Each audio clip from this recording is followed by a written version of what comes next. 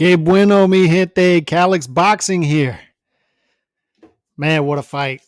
What a fight. And it turned out this fight started out as a great fight through the first 4 rounds, very evenly matched, close rounds. Ramirez was doing some good work early.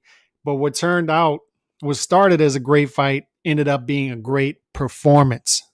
All right. And there's a difference because Taylor, throughout the fight, especially in the middle rounds, when he was landing those knockdowns, he really started to separate himself from Ramirez. Shout out Wheelchair Manjin. Yep. Great fight. Well, great performance. I don't know if I call it a great fight because I thought that throughout the fight, Taylor separated himself from Ramirez. But I enjoyed it in a great performance. And more on Taylor, what I think about him as a fighter as this podcast goes on. But first of all, just to talk about the fight, I had the fight scored 116-110 for Taylor. I thought he clearly won the fight. Like I said, I thought he separated himself, put a lot of rounds in the bank, especially in the middle rounds. And those 2 knockdowns were just beautiful shots. And that was why I kept, the knockdowns ended up being the difference on the scorecards, the official scorecards, unfortunately, because I didn't think it was that close. I thought the scorecards were too close. And I thought Kenny Bayless was terrible, especially terrible tonight.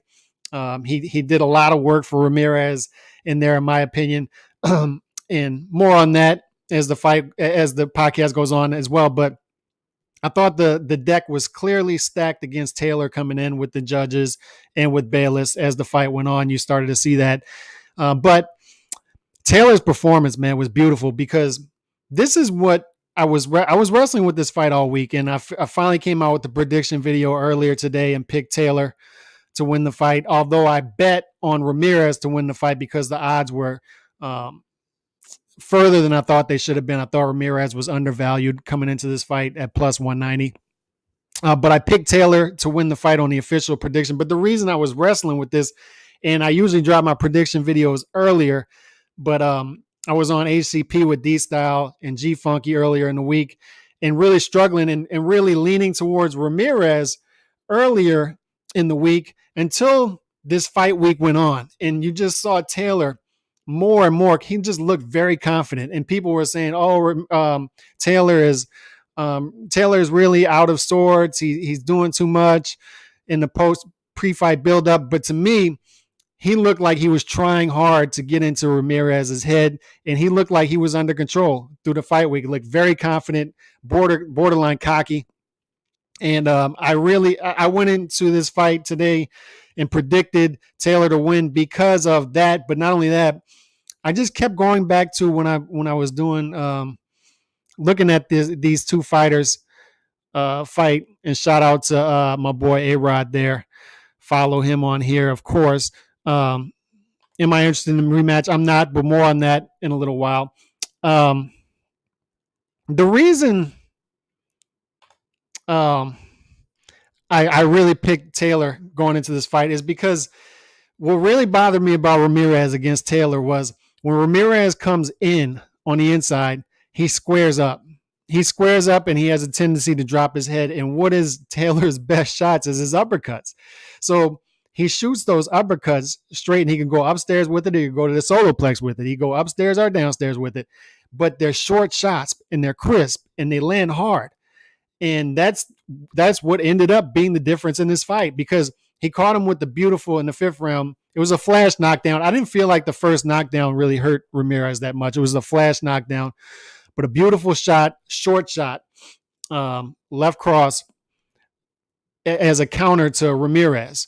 Beautiful shot. But then that second knockdown really hurt Ramirez. And that's when I thought that our guy, the referee, Kenny Bayless, did a horrible job, because when the 2 knockdowns occurred, he was giving Ramirez all the time in the world to recover. And then I felt like he was warning Taylor too much, and then he was sort of breaking him up when Taylor would do some good work on the inside. So I thought he was aiding Ramirez a lot in this fight.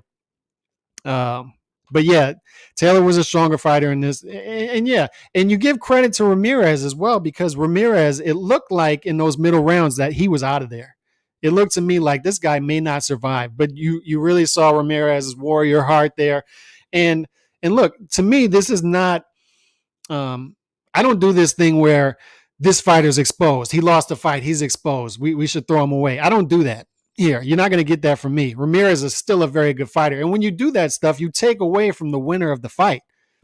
In reality, what happened tonight was Taylor is a great fighter. And Taylor really showed himself to the world in the big spotlight tonight. He showed up and he said, look, put respect on my name, put me on a pound for pound list. I am the guy at 140, and I'll fight anybody. And I'm going to prove that tonight. And that's what happened. And he beat a very good fighter in Ramirez. All right. So to say, oh, Ramirez was exposed, Ramirez this, Ramirez that, you take away from what Taylor did tonight. And what he did was he beat a very good fighter. And he beat a very good fighter with a warrior heart, with the chin, who brought it all tonight. He threw everything in the kitchen sink at Taylor. And Taylor took it, because if you look at rounds 3 and 4, and I felt like rounds 1 and 2 were close, and I edged Taylor out in both of those. I thought Taylor won those rounds close, but Ramirez came out very strong in rounds 3 and 4. Ramirez was doing good work to the body, was walking him down and going back upstairs. He was putting a lot of pressure on Taylor, and I was like, oh, this is the great fight I've been waiting for. And through 4 rounds, I had it even, close fight, but I thought Ramirez had the momentum. And then 5th round, what happened was Taylor came out at the beginning of that 5th round and hit him with a beautiful shot. Beautiful shot. And that changed the fight. That changed the complexion of the fight. And I don't think I had Taylor winning another. I didn't have Ramirez winning another round to the 11th round. I thought Ramirez won the 11th and 12th because I thought that Taylor was playing it safe. And props to Ramirez for once again showing a lot of heart and coming on strong late in the fight. And still, he was trying to win the fight. He wasn't in survival mode. So props to him. Very good fighter. And I'm still looking forward to seeing what Ramirez is going to do in the future, because this guy fights with such a style that you want to see him in there with anybody. He's a fun fighter to watch. He's entertaining, and he's a likable guy. He's a likable fighter. So a lot to like about Ramirez, a lot of upsides still for him. Let's go to the Ramirez still going to be a dangerous fight. Yeah. And that's what I was just saying. He's going to be a dangerous fighter for anybody else. I mean, you throw him in there, that uppercut. Yeah, it was. Yeah, it was. And that's what I was talking about coming into this fight, is like Ramirez is prone to those uppercuts on the inside because he comes in square. And he walked straight into that one. And really, he didn't walk straight into it. He walked straight into the other ones. But what he messed up with on that one was he dropped his hands on the inside, I guess waiting for Kenny Bayless to interject. And that's why I didn't like what Kenny Bayless was doing, because once you start to insert yourself into the fight that much as a referee, the fighters sort of get confused when all of a sudden you're not there in a clinch. And I think Ramirez was sort of confused there. He was waiting for Kenny Bayless to separate, and then he dropped his hands, didn't protect himself at all times, and got caught with that uppercut that Taylor is so great at. And Taylor is great at it. And Taylor, this guy is a great talent, man. This is a talented fighter with a lot of upside, marketable fighter. Man, Taylor is going to be a headache for a lot of guys out there for quite some time. You're talking about a guy who's only 18 fights in. I think he's only 28 years old in his prime. Woo! Good luck. Good luck dealing with this guy, because he's got a chin too. I don't think he's ever been knocked down. Woo!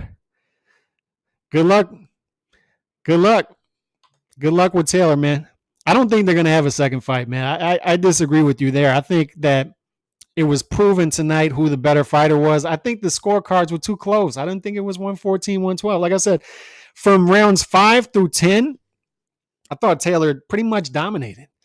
And I had him up 8 rounds to 2 up to that point. And then I gave the 11th and 12th to Ramirez, because he was coming on. I think he was trying to still win the fight.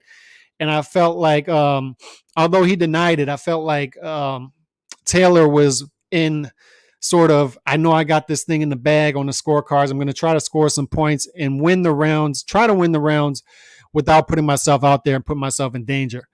And I think that's what happened in the 11th to 12th round, and Ramirez eked those rounds out.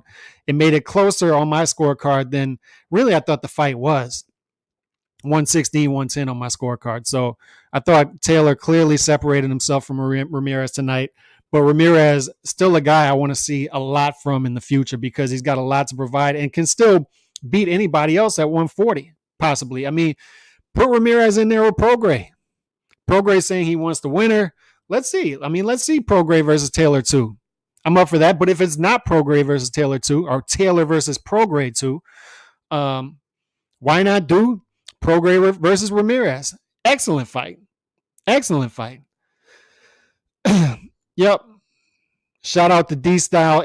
And let me give DStyle he's about to pass out feeling the second vaccine. Good luck to you. Good luck to you, my man.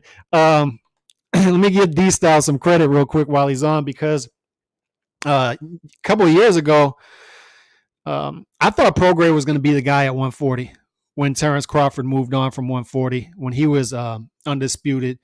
And DStyle said, hold on. They got this guy, Josh Taylor, out there who I think is going to beat Prograis. And I was like, nah, man, Prograis is going to beat Taylor. And it was a close fight. Could have went either way.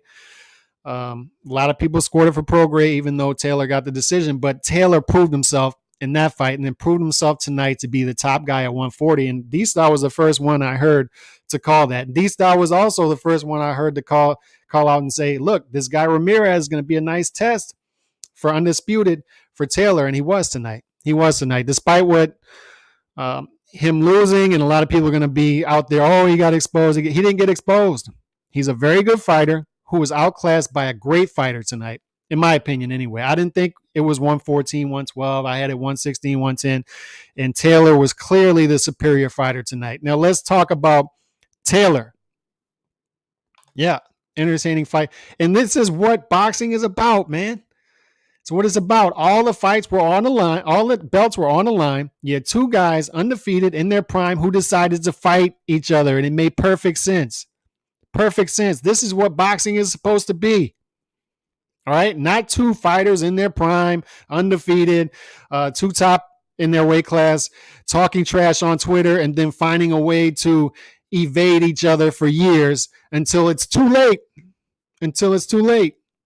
This is exactly right. Not exposed, just lost to a better man is exactly right. That is the good, level-headed way to put this. And not only that, when you say a guy is exposed, you take away from the winner.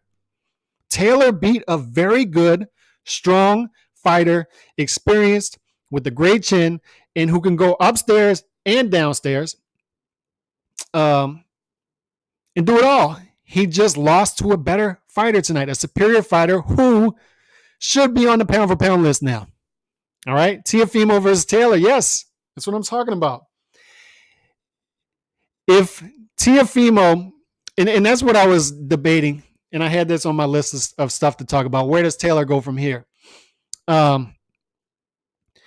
There's this narrative out there that Taylor wins this fight and he should move up and chase Crawford to 147 or chase bigger fights, bigger sharks at 147. I don't necessarily agree with that. I think he should stay at 140 and say he's making it easy from what I see. This is my division. I'm staking my claim here. Make a Bernard Hopkins move. I'm staking my claim here. I'm staying at 140 and wait for these smaller guys to move up to 140. Wait for Teofimo Lopez to move up to 135 to 140. If Tank Davis wants to stroll into 140 and pick off another small belt from Mario Barrios, hey, Tank, you want to stick around? Come fight me. So I think he should stick around at 140 and see what develops there instead of chasing bigger guys to 147, bigger fights, although I think he would translate to 147. I think he's proven that. So either way, but I think he should stay at 140. And see how that division develops. He's still got Prograis there. Adrian Broner can fight at 140, right? That'd be an easy win for Josh Taylor with the name. So there are guys at 140 that Josh Taylor can stick around for and be Be good fight. Yep. Yep. You know I gotta rock that Mariners hat. I think this is the best hat in Major League Baseball right here. Not even a Mariners fan, but I love this hat. Boxing fans are so negative. Celebrate. That's exactly, and we've been talking about this for a decade, DStyle. Celebrate the guys that take risks, and these two guys took risks. So I don't want to hear about Ramirez being exposed. This guy did what you're supposed to do as a fighter. And Teddy Atlas always says he behaved like a fighter. He took on the top fighter in his division for all the marbles, laid it all in the line, no excuses, gave props to that guy after the fight and said, hey, better man won. It is what it is. We move on. And he'll move on. And he'll have fans. He'll continue to have the same fans he had before because of the way he's behaving, because of the way he behaved before this fight, during the fight, after the fight. So, I got a lot of respect for Ramirez, and none of that has left. That respect hasn't gone away at all after watching this fight. I mean, still a hell of a fighter with a lot of heart and behaves like a fighter. But like I said, man, Taylor is cut from a different cloth, and Taylor was a cut above from Ramirez, and he proved that tonight.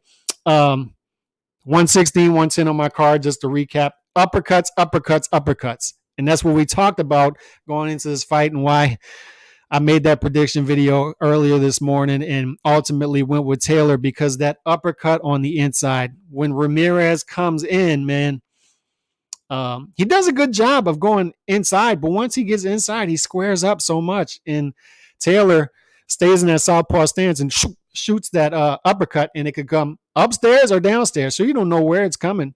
He can throw that shot to the solar plex, or he can throw it upstairs, and he caught Ramirez with a beautiful shot on the inside. Beautiful. And he caught him with uppercuts all night, and used good lateral movement. Man, this guy is athletic, lateral movement, nice power.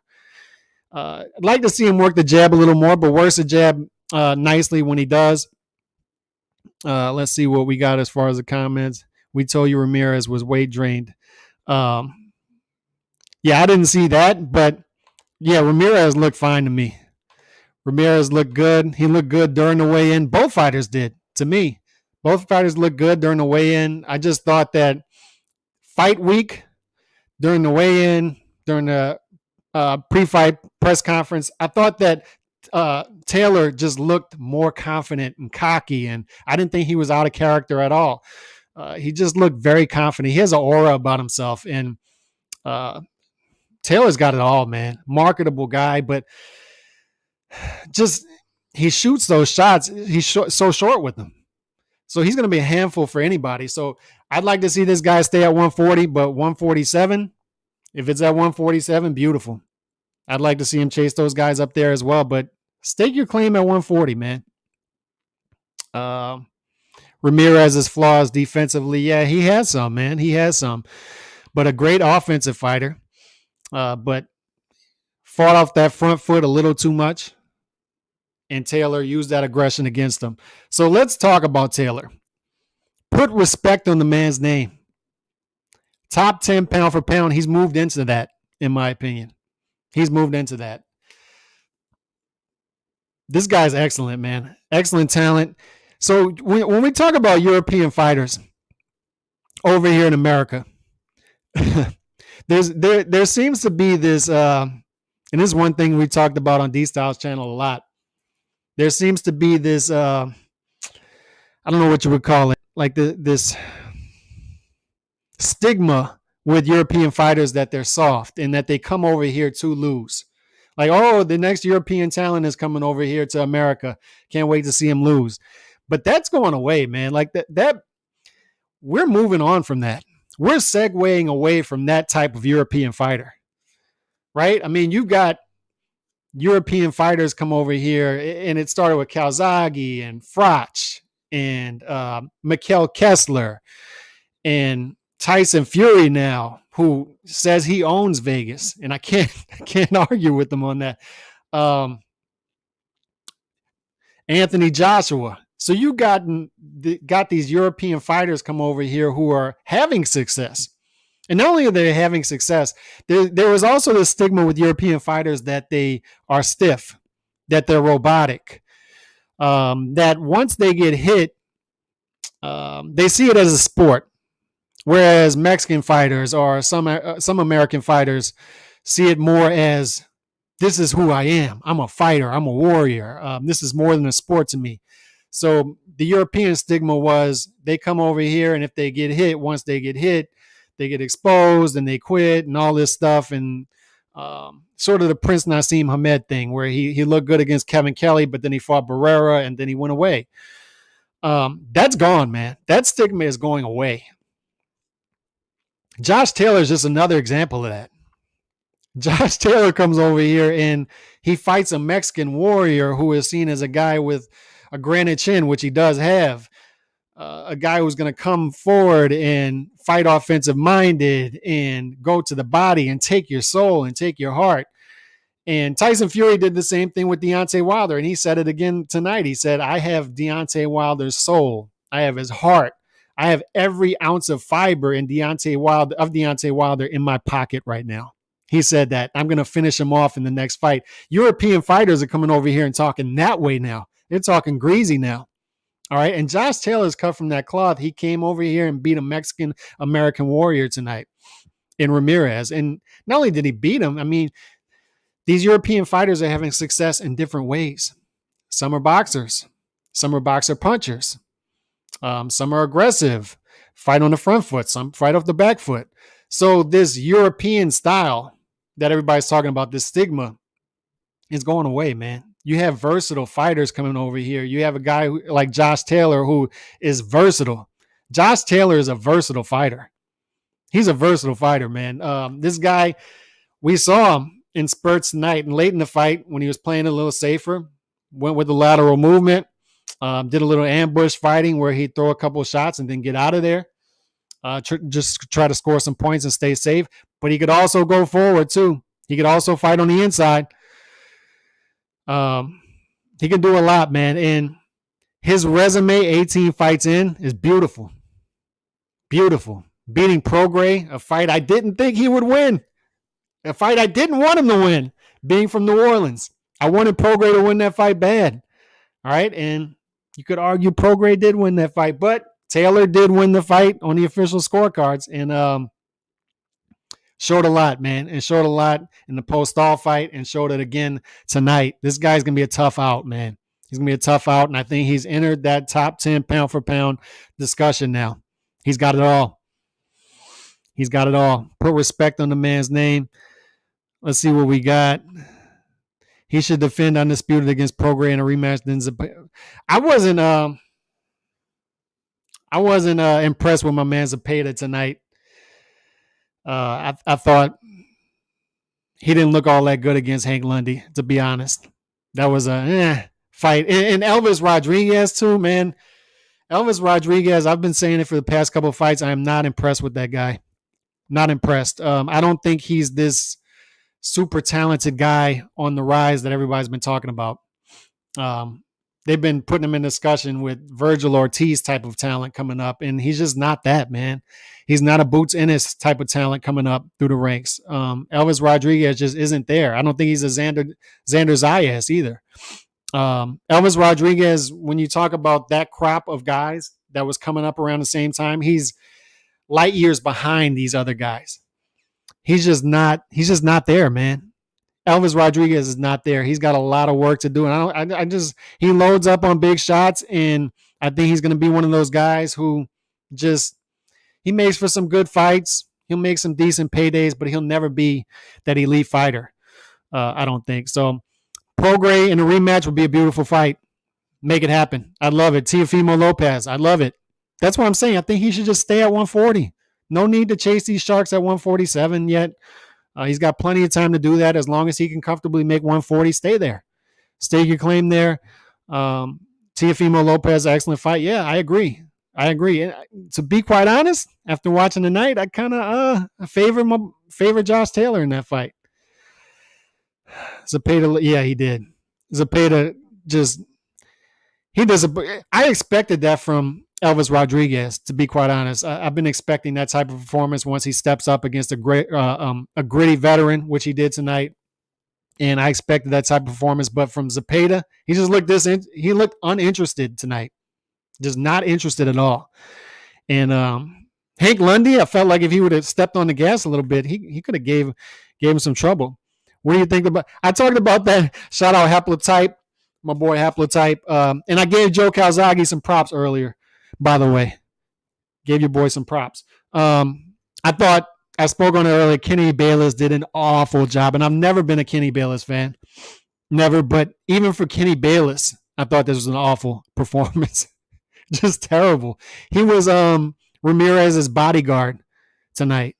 I mean, I thought coming in that Ramirez would get some favorable scorecards on the judges, and I thought they were favorable for him tonight. I didn't think it was close enough to be 114, 112. I had it 116, 110. But Kenny Bayless did as good of a job as you could possibly do to keep a fighter alive. And Ramirez in those middle rounds was really reeling. He was reeling big time. His legs were hurt, and he was struggling. And Kenny Bayless was just frustrated. He was frustrating because he was too involved in the fight throughout the fight. And I felt like that's one place he hurt Ramirez at in the knockdown was, I think Ramirez was waiting for Kenny Bayless to step on the inside and just dropped his hands and his head at the same time and got caught with that uppercut. Didn't protect himself at all times, obviously. But Bayless did that thing that I hate when referees do this is the knockdown happens. Then he takes his time. He picks up the count, but he tells the fighter to go to his neutral corner. Then he gives the count, and then he takes his good old time wiping the and actually he wiped Ramirez's gloves. If you watch twice, he wiped his gloves. You okay? You okay? Asked him about 7 times. You okay? Wipes the gloves. Then he tells Josh Taylor, back up. And I hate when they do that, man. Like, you already wiped the gloves. Just push him once a little bit and then let him go. Say, come on, let's go. But not only that, he pushed Taylor back, push him, go back to your neutral corner, and then he asked Ramirez again and then wiped his gloves again. It's like, dude, get out of his way. You just gave him 20 seconds. And even Taylor looked at Kenny Bayless and said, what? Get out of the way. Get out of the way. All right, so it was frustrating to watch Kenny Bayless tonight, and it's frustrating to see people who are supposed to be experts in this sport, experts in their field, as referees, they get so many big fight calls, and judges get so many big fight calls, mess it up. Just mess it up. They had a bad decision in the first fight of the night. God, I forgot who was fighting. Just a horrible decision in that fight. Thankfully, they got the Elvis Rodriguez decision correct. But, you know, just a frustrating night from Bayless. Frustrating night from Bayless, man. Just awful. And, yeah, man, I hate to see referees inject themselves that much into a fight. Just awful. Mikey Garcia versus Taylor is a good fight, but I know the politics in boxing not going to let it happen. Yeah, that'd be another decent fight. Mikey Garcia just needs to do something, man. He needs to do something. He didn't get the Pacquiao call, obviously. Talked about that in the video this morning. Pacquiao versus Errol Spence. That's going to be a beautiful match. That's a beautiful fight right there. And obviously, you favor Errol Spence, but the fact that Manny Pacquiao is taking that fight, he's already won in my book. Warrior, legend. I had a 118, 112. Yeah, I had a 116, 110, so we weren't far off. You probably scored the later rounds for Taylor, I'm guessing, if you had a 118, 112. If you gave him 118, I had a 116, 110, so or something like that. Let me see. Ramirez won 4 rounds. So if Ramirez won 4 rounds, you had it the same as me then. You had it 116, 110. So it would have been 116, 112 without the knockdowns and then the 2 knockdowns. So you had it 116, 110. That's how I had it. Best referees are the ones that stay out of the way. Yeah. There you go. God bless Nordic Warrior as well. The flower of Scotland.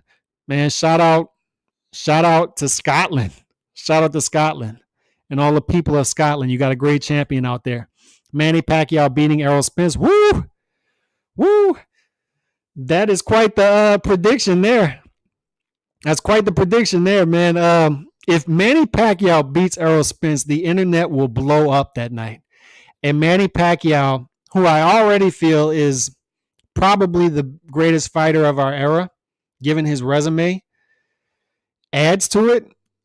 And if he beats Errol Spence, I don't think there's any questioning it at that point. I mean, goodness gracious, if that prediction ends up being correct, woo! Shout out to Manny for taking the fight anyway. I thought Bayless held Taylor up at one point too. Generally better, yeah. And not only that, I felt like Ramirez was putting his head down, and when he did, naturally, Taylor was putting his arm over him to protect himself, because that's what fighters naturally do to protect themselves. And Bayless kept warning. He was over warning Taylor and not warning Ramirez for his transgressions at all. And then, yeah, I agree with you. There was a point when it felt like he was even holding, he was holding Taylor, not only holding Taylor up, it felt like he was trying to keep Ramirez in the fight. And I just explained, I don't know if you heard me, I was explaining that when there was the knockdowns, he was giving like Ramirez like 20-25 seconds to recover. It's like, oh, let me see your gloves. Oh, Taylor, go back to the neutral corner. Oh, let me see your gloves again. Back up. You know, he was playing the bodyguard role for Ramirez at that point. So I just thought this was all Taylor tonight. All Taylor after those third and fourth rounds, which Ramirez did a great job at. Rounds 1 and 2 were close. I had Taylor winning both those. Rounds 3 and 4 were clearly Ramirez rounds. He was coming on strong, and I thought he had the momentum, but fifth round, once that knockdown happened, all the momentum went to Taylor from rounds 5 through 10. And then 11, 12, Ramirez did a good job to keep himself in the fight and try to win the fight. And Taylor was trying to play it smart, not get caught with a big shot, and try to win on the scorecards at that point, I felt anyway. So, and he did. He did 116, 110 on my card. So put him on the pound for pound rankings. The guy deserves it at this point. And he's another one of these European guys, man. I'm telling you, that European fighter stigma is going away. It's going away. These guys are new breeds at this point. The world is getting smaller.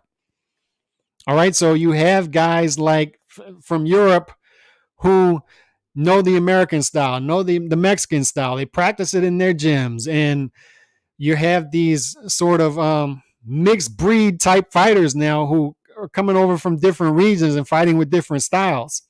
And that's what you're getting from Europe. And Taylor is another one of those guys cut from that cloth who is coming over here, and he's not your prototypical European fighter that we think of in America that is robotic and doesn't have a great chin, or he's willing to give up just because it's a sport and it's not his life. He's not cut from that cloth, man. And he showed that tonight. Let's see what we got here. Boy, Manny Pacquiao being a top 50 all-time list. Yeah, if he wins that fight, no doubt. I don't see a 43, even if it's Manny taking a 2-year layoff and come back and beat Errol Spence. I think the thing that the reason people are giving Manny a shot now is not only the Keith Thurman fight, but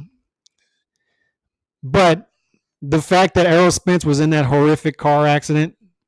I don't think much of Danny Garcia, so I wasn't all that overwhelmed by Errol Spence's performance against Danny Garcia. I expected him to outclass Danny Garcia even after the car wreck. So we got to see what Errol Spence is after the car wreck, and we'll find out, because Manny will test you. At least. He'll at least test Errol Spence. At least he'll do that. So we'll see what happens when he does that. We'll see if there's a speed difference. I mean, Errol Spence is a big welterweight, though, man. He's a big welterweight. He was shaking him like snap out of a kid. Yeah, he was. Kenny Bayless was trying so hard. He was out there with the smelling salt trying to keep Ramirez in this fight. Kenny Bayless is awful, man. Awful. Errol I don't know about that, man. I don't know if I go that far. I'm banking on that. Look, you have a lot of confidence in Manny. I hope you're right. I would love to see that happen. 140 is the new 147. 140 is strong, man. It's a strong. Stay there. Stay there, Josh. I hope Josh Taylor stays there. Stake your claim there. Say, I'm the guy at 140. Come get it. Come get it, Teofimo. Come get it, Tank Davis. You think Matteo Batios is bad? Come see me. Come get another taste, Regis Prograis. So stay there. Let these guys come to you at 140. You don't have to go to 147. They actually want to fight. Yep. Already have him top. I can't argue with that. I can't argue with Pacquiao top 50 all time. I don't. Those lists are so tough to make because of the eras and the different ways of fighters now. We're fighting 2 or 3 times a year. But the thing about Manny, why he stands up with these other eras, is he's a throwback. 70-something fights, and he's still fighting top-level competition at 42 years old. He's 25 years in, something like that. I mean, he was fighting meaningful fights in the early 2000s.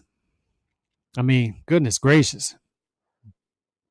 Trilogies, and I mean, Barrera twice, Morales 3 times, Marquez 4 times, Bradley 3 times, Mayweather, Clottey, Margarito, Cotto. I mean, can't argue with top 50 all time. Now Errol Spence Jr., Keith Thurman. Goodness gracious. Manny Pacquiao's a throwback, man. We don't deserve him in boxing. Boxing fans don't deserve him. Manny Pacquiao's too good for us. But Josh Taylor, let me finish this off, man. Josh Taylor, just to recap, I had it 116, 110. I thought from rounds 5 through 10, he really separated himself from Ramirez and outclassed him and showed that he was clearly the superior fighter. I don't need a rematch, but I'm still looking forward to seeing what Ramirez does in the future, man. That guy is a good matchup for a lot of people in and around the division, whether it be 140, 147. He'll be in entertaining fights. So shout out to Ramirez as well. The guy showed a lot of heart tonight, but he was just outclassed by a great fighter. Ramirez is a very good fighter. Ramirez is a good fighter, and Josh Taylor is a great fighter in his prime. Top 10 pound for pound. Kenny Bayless was awful. Just to recap that. European fighters are having some success, even though Billy Joe Saunders did not. European fighters are having some success as of recent. They're a different breed now, so you got that going as well. And I think he should stay at 140 for the time being. And let's see what else we got just to recap it. Manny's arguably the best career in boxing. And let's see what else we got. Bayless jumping up. Luckily, Josh got his uppercut in before he jumped in again. Thought Top Rank promotion was up. I'm glad you brought that up. This is a great comment right here. Look at this comment. And we talked about this on Hispanics Causing Panic earlier in the week. They did an awful job of promoting this fight. ESPN, Top Rank, just everybody involved. Awful job of promoting this fight. And it was evident to both fighters because I saw them answer questions about this on Thursday. They were both even up in arms, like I don't know. I don't know why this fight's not getting promoted like it should. When you have all the belts on the line, this is rarely done. I think this is the 7th time in 35 years of the 4-belt era that this has been done. This is the closest to a Super Bowl as we get in boxing. Everything's on the line. A real championship for all the marbles. They did an awful job of promoting this fight. Awful. And not only that, and I put this on Twitter. If you're on Twitter, Calix Boxing 2, after the fight, it really made me mad when they cut away right after the fight and went to the, and I have ESPN Plus, so I guess on regular ESPN they cut straight to the game, but ESPN Plus, they stuck with it. But what was frustrating was even on ESPN Plus, he says, oh, we're going to the NBA game. And then for like 2 or 3 minutes, you had this awkward silence. And for the people out there with ESPN too, I don't know if y'all caught the same thing, but it was just a silence. And you just heard the fighters talking in the ring and whatnot, but nothing was going on for like 2 or 3 minutes directly after the fight. So you had the awful promotion coming in to this where they didn't get anybody buzzing about this fight, which It should have been. You had two entertaining fighters in their prime fighting for everything. You should have been promoting the hell out of this fight. Top Rank, ESPN, Max and Stephen A. Just awful job because they can talk about whatever they want to talk about on their show. And Max is supposed to be a boxing guy. Talk about the fight. And they barely talked about it. Instead, they want to just talk about the low-hanging fruit of whatever sport they're talking about. Talk about the fight. Promote the fight. It's on your network. And then directly after the fight, they cut to the NBA game. Instead of interviewing the undisputed champion of the world. Up in arms. Up in arms. Just an awful job by ESPN there. Awful, awful. Yeah, it did. I mean, but at the same time, you still want to hear about these two fighters. So, yeah, you got the Fury news with Wilder. So that's going to be a big fight. It's going to be in Vegas. It's going to be at the Raiders Stadium, which I'm looking forward to that. May even go out there for that. And you got Manny Pacquiao versus Errol Spence. I'm probably going to go out for that one to Vegas for sure. Only Hopkins, Jermaine Taylor, Crawford, Usyk, and now Josh. Hopkins and Jermaine Taylor. That's right. Crawford, Usyk, now Josh. I thought there was somebody else. 3, 4, 5. I thought there was one or two other fighters who did it, but escapes my mind. But yeah, Taylor's now on that short list. He's now on that short list, and that's why he should be on that pound-for-pound list as well, especially in today's boxing. You should get no argument from anybody on that top 10 pound-for-pound because in today's boxing, if you look at the top 20 pound-for-pound fighters on any list, just pick a list, top 20 pound-for-pound fighters, and I talked about this the other day, only a handful of them are active right now. Only a handful of them have fights scheduled out of the top 20 pound-for-pound fighters. I think it's like right now, as of right now, I think it's up to like 6 or 7. But a week or two ago, it was down to 5 who have fights scheduled. And then if you look at that, you can even dwindle it down even further to a lot of those fighters didn't even have fights in the last 6 months. So when you have such an inactive era in boxing right now, you can't argue with a Josh Taylor top 10 pound for pound. You shouldn't get any argument from anybody on that. So shout out to Josh Taylor. Did his thing tonight. I'm going to wrap this thing up, man. Y'all good night. God bless. Josh Taylor is the undisputed champ at 140.